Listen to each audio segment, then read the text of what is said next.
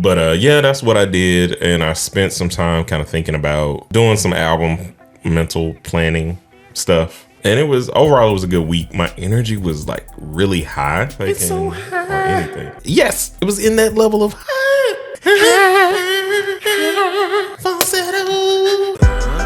What's good, people? It's your boy Icarus Gray. And it's your homeboy WordPlay T. And this is the No Rhyme Podcast, where we talk about everything. Everything for no reason. This is where we transition to our actual content instead of this nonsense. Today we have a no rhyme or review of Freddie Gibbs' Sold Separately. $old. Yeah. $Separately. It's Freddie Gibbs' fifth solo album and released on a major label now. And it's a concept album themed around the Triple S Resort and Casino, fictional Las Vegas hotel, where, according to the album's narrative, Gibbs is working on in seclusion on the album. We're going to review the tracks, give our overall thoughts, and then give a arbitrary dumbass rating at the end of it. First track, Couldn't Be Done, featuring Kelly Price. My first thought, the beat on this record is great, as you would say.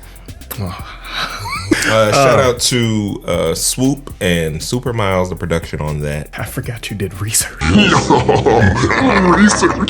Yeah, so my understanding, Kelly Price is the sampler. Is that No, right? she's on it. Oh, she's on it. She's on it. Where at the She end? sings like at the end. How you feel about this track overall? Initially, like, I was rocking with it, but I think as this is my first Freddie Gibbs project in terms of actually listening to it, I had to kind of get up to speed with how his delivery is, which is why I think the second time going through at this point, there are a lot of lines that I'm like, oh, this is why this man almost won a Grammy, because he be rapping.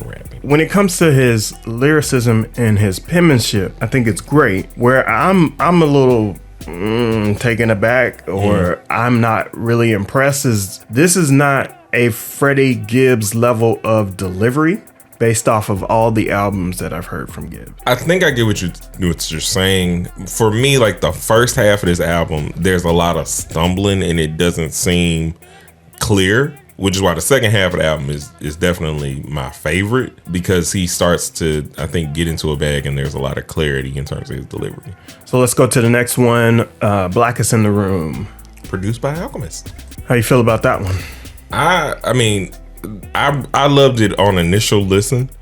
It's the Alchemist. I mean, I don't think he has a bad anything. And I love the beat switch. I love the intensity of the song. And I really do enjoy the Blackest in the Room, the way he goes about setting up the theme for this song. Like, what about the theme just kind of strikes for you? Like, I think it's kind of like Guess Who's Coming to Dinner with Sidney Poitier. It feels like the gangster rap version of this is, I'm the blackest in the room. All right, let's go to the next one, Pain and Strife. Featuring Offset. What you got? I don't know. Feels like he's referencing a little bit of Bone Thugs? Yes, thank you, Bone Thugs. Which makes sense. I don't feel like it was pulled off that well, but it is a good reference overall. This song's kind of meh for me. I agree. And it's one of those, like, especially once you get into the Offset verse. Yeah, Offset doesn't sound like Offset. It just kind of, on his verse. I don't know. This is where I started, like, I zoned out. Because at this point, I was kind of like, well, what is so hype about Freddie Gibbs at this point? It sounded really forced. Derived. It just contrived. Arrived. Surprised. Let's go to the next one, Zipper Bags. Who's this produced by? K Tronada. I feel like he just messed up K Tronada's really excellent beat, because you don't hear K Patronata that way all the time. Same thing I felt about the last track. It's a good concept. I just don't think it was executed the way he wanted it to be all the way. Like, it was a reach for something that I don't know what it was. Yeah, and then again, he's like, kind of stumbling over the lyrics. Maybe that's just his diction now versus how it used to be. But yeah, I used to be really, really much more impressed with his diction. Next one is Too Much featuring Moneybagg. Yo, let's take a listen. Okay, so this is the one I think where he's doing the label thing. This is the one where I think is the closest to working. well, he his diction is much better on this one. Yeah, but I think it's because, and the feature, right? Yeah, because I almost want to listen to it a little bit, because this is one where it's like, this works with if you're featuring an artist and you're giving them the best opportunity to be themselves. Let's listen a little more then.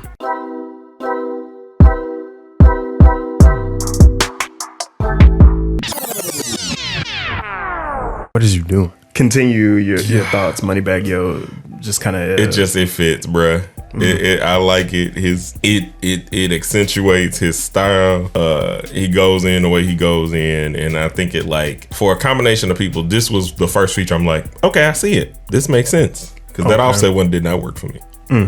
And the Kelly Price one just seemed weird, out of place. Yeah, where did you get Kelly Price? Like, same place that Kanye did. No more Price Kanye for time. less. Oh God, yo.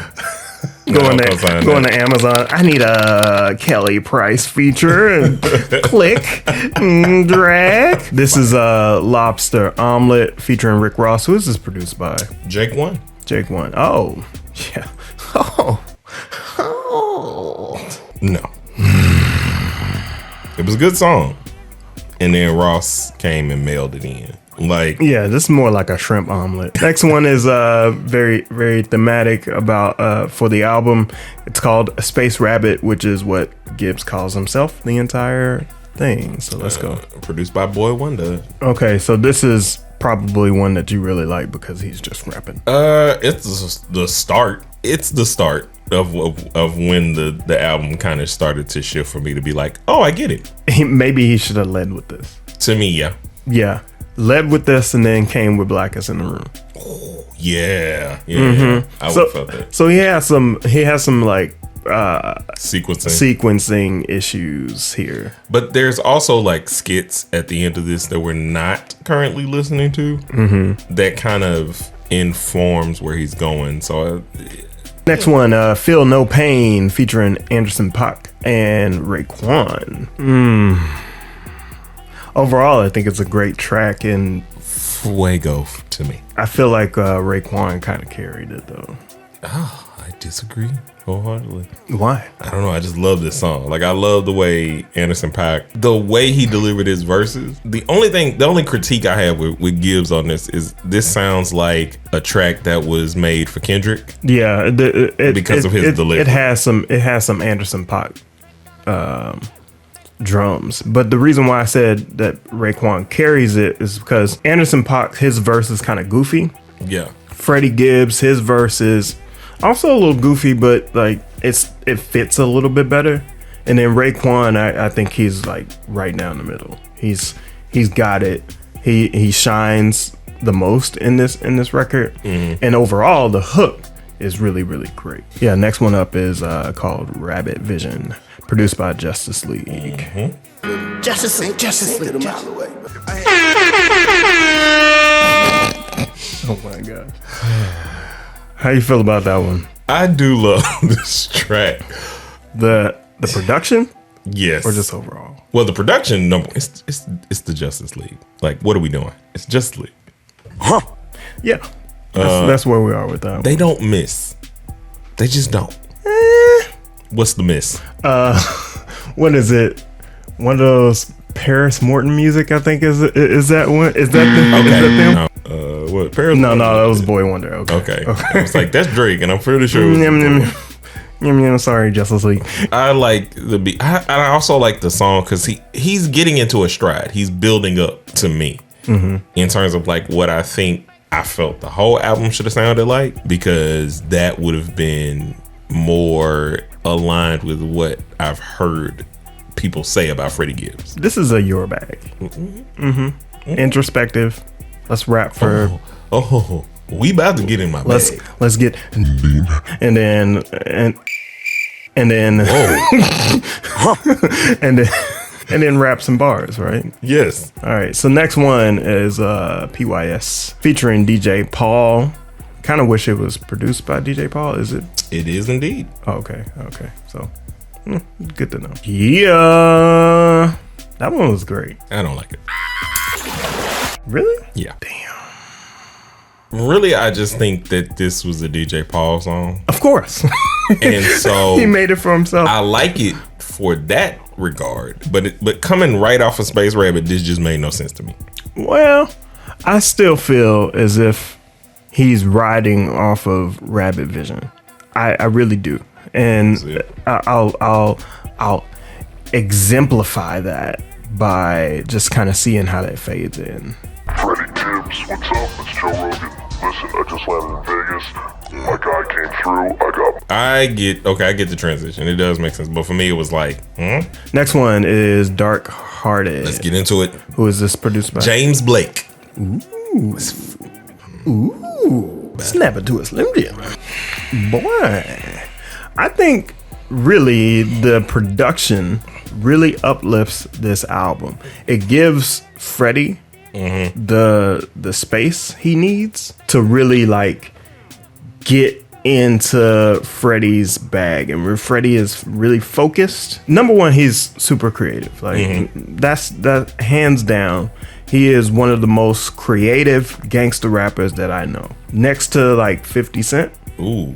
So if you took 50 and Kendrick and put them together, okay, that's Gibbs. Also, James Blake, I did not know he did production as well as just albums. Yeah, it sounded like Gibbs was actually in the studio with some folks. Like, cause maybe Blake had this in the cut, and him and Gibbs met up. I don't know. What do you think? I'm just in awe of that man's talent at this point. So next one up is Gold Rings featuring Pusha T. First thing that's incredibly noticeable to me because I'm a Wayne fan. Tattoos on some war wounds. That's a Wayne line. Got it. To me, Freddie did a good job. Pusha carried for me. Yeah. Pusha Fireman. Yep. Thank you. Fireman. And like it was dope what he was talking about. Haha.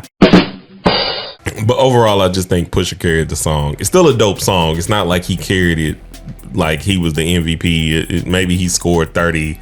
Gibbs scored 15 with like 5 assists. Even with the reference, the Wayne reference in the hook, I don't know that I would like. The beat is solid, but I don't know that this feels like it is it. I think the chorus is lacking. Yeah, it doesn't have that it quality. And yes, the chorus is definitely lacking. Let's go to Grandma's Stove. With Music Soul Child. Where was that 3 minutes ago? I don't know. I feel like his verse should have been part of the hook. I agree. But I also love this song. So for me, this song is fuego. But this to me is like what Drake would sound like if he was actually gangster. I don't know. It's hard to be random and fit at the same time. But I think it's a surprise as a feature. Yeah. Okay. But at the same time, I think he should have used him on the hook. So let's go ahead and listen to CIA first and see how we think about it. Madlib did his thing on this one. The sample is really great. I like how he flipped that. What do you think about this one? This one I wasn't that blown away by. I think it might have been the like I'm still selling crack in the rap game that made me be like, This is the part where I feel like the album has gone on too long, and I was gonna save this thought for later, but I feel like this album is 5 tracks too many. I agree. And I think if you took all the stuff we call singles, would have been a great album. let's listen to Decoded featuring Scarface. DJ Dahi is the one who produced this. Great producer.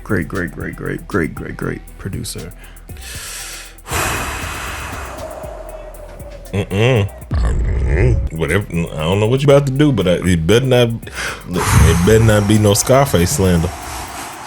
That's all I know.